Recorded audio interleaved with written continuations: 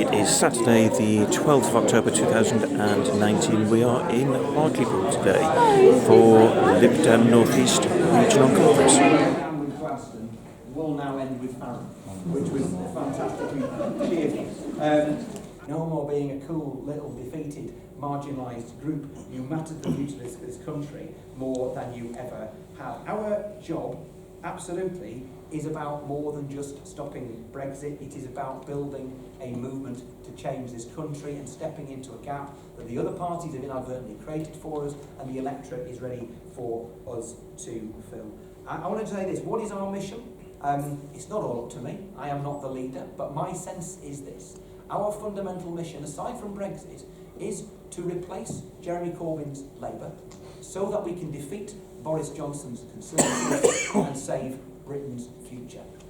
I find that inspiring, I find that impossible to resist, I find it compelling, and I find it, if I care about those who come after me and my country, I find it utterly and totally necessary. And you want to maybe ask yourself what it is you've done and why you've done it over these last few months and years, through difficult times and better times, to build us into this position, to win those council seats, to put yourself in a position where you can win members of parliament, where we can get the poll rating that we have currently got and the position we have in the country that we currently have. And I want to suggest to you that we have been brought to this point for such a time as this, to be able to fill a gap that Britain needs us to fill. This is no longer opportunity for the Liberal Democrats. This is duty and responsibility. Take it seriously. Be Liberals, but win this time. Thank you.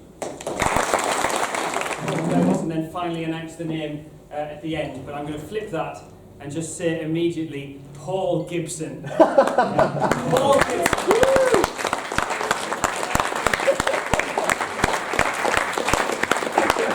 Paul Gibson, a man who will deliver your entire ward in one sitting, provided he can have a 20-minute debate about local politics with you and use your loo.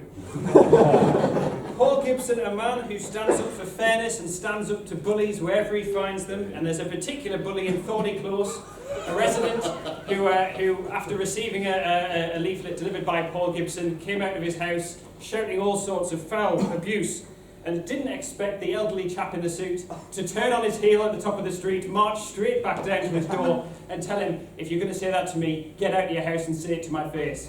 Listeners, the bully did not come out of his house because you do not mess with Gibble. Paul Gibson, a dyed-in-the-wool Liberal who's actually a Social Democrat, who's given decades of service to this party and played a huge part in our recent wins in Gateshead and Sunderland. And there are many individuals recently elected here today who are in debt of thanks. Now, sadly, Paul can't be here because he suffered a domestic accident, he tells me. However, he has imposed a strict campaign timetable on his recovery, and he will be back delivering leaflets on Tuesday.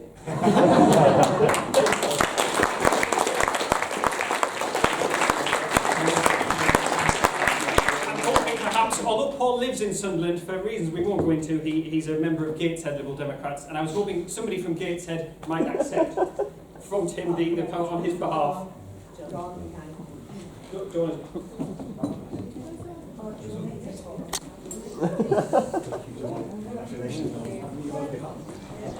Well, the meeting itself is being held at the Maritime Museum here in Hartlepool, so I get to put my historian's hat on for a few minutes and have a quick look around. Today to listen to our two candidates. We have Jardine speaking first and we have Mark Black speaking second, who are both standing as candidates and seeking your vote in the upcoming party presidential ballot. I'd like to say a few words about the format of these. Well, I believe some of you were expecting me back a wee bit before now, about 3 hours before now.